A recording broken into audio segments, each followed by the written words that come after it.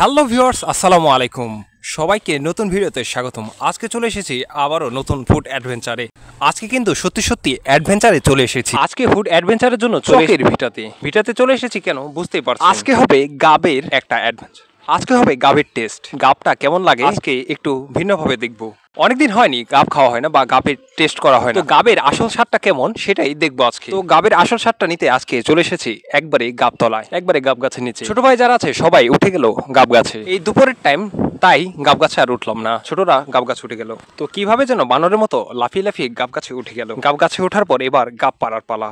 টপাটপ গাব পারতে লাগলো। একটা গাব ক্যাচ ধরলাম। গাবের কিন্তু তেমন কোনো গন্ধ নেই। গাবগুলো কাঁচা দেখতে হলে কি হবে, ভিতরে পাকা। গাবের বিচিগুলো পেকে গেছে।